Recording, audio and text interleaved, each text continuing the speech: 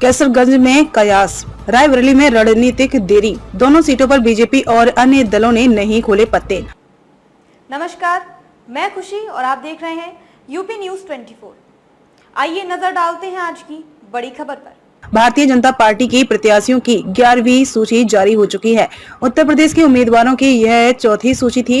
पहली सूची में 51, दूसरी में 12, तीसरी में 7 और चौथी सूची में एक प्रत्याशी की घोषणा के साथ कुल 71 सीटों पर चेहरे मैदान में उतर गए। राष्ट्रीय जनतांत्रिक गठबंधन के सहयोगी दलों की सीटों को छोड़कर भाजपा ने अपने कोटे की 75 सीटों में 4 पर अभी प्रत्याशियों का ऐलान नहीं किया है। इनमें अवध क्षेत्र की 2 हाई प्रोफाइल सीटें भी हैं। पहली कैसरगंज, दूसरी रायबरेली, दोनों ही सीटों पर कयासबाजी के साथ ही रणनीति को लेकर अपने अपने दावे हैं। यूपी के 5 बचे लोकसभा क्षेत्रों में दावेदारों के पैरोकारों ने आखिरी क्षण तक उम्मीद लगा रखी है।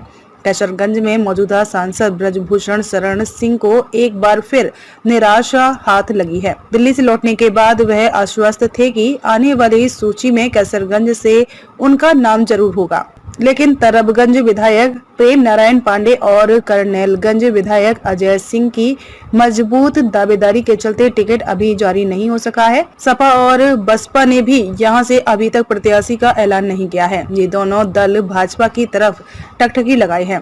रायबरेली में कांग्रेस से इस बार सोनिया गांधी चुनाव नहीं लड़ेंगी।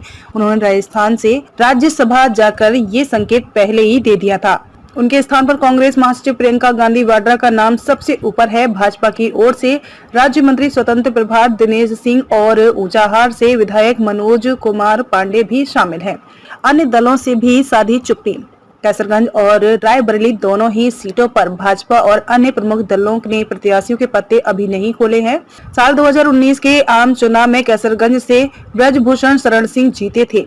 रायबरेली सीट से कांग्रेस की पूर्व राष्ट्रीय अध्यक्ष सोनिया गांधी चुनकर संसद पहुंची थी। कैसरगंज पिछले चुनाव में सपा से समझौते के तहत बसपा के खाते में गई थी। बसपा प्रत्याशी चंद्रदेव राम यादव उर्फ करेली को हार का सामना करना पड़ा। रायबरेली से भाजपा प्रत्याशी दिनेश प्रताप सिंह उप विजेता घोषित हुए।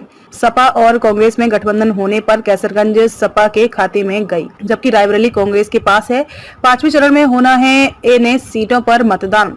देवीपाटन मंडल की कैसरगंज सीट और लखनऊ मंडल के रायबरेली लोकसभा क्षेत्र में 5वें चरण में वोटिंग होनी है। दोनों ही सीटें भाजपा के सांगठनिक रूप से गठित अवैध क्षेत्र की 16 सीटों में आती हैं। यहां 26 अप्रैल से नामांकन शुरू होगा। 3 मई नॉमिनेशन की अंतिम तिथि है। नामांकन पत्र की जांच 4 मई, जबकि नाम वापसी की आखिरी तिथि 6 मई है। यहाँ मतदान 20 मई को होना है। खबरों में अब तक के लिए बस इतना ही। फिर होगी आपसे मुलाकात ऐसी ही एक और बड़ी खबर के साथ। तब तक के लिए नमस्कार और देखते रहिए यूपी न्यूज 24। ऐसे ही लेटेस्ट अपडेट्स पाने के लिए हमारे चैनल यूपी न्यूज 24 को सब्सक्राइब करें और बेल आइकन दबाना ना भूलें, जिससे आपको लेटेस्ट अपडेट्स का नोटिफिकेशन मिल जाए।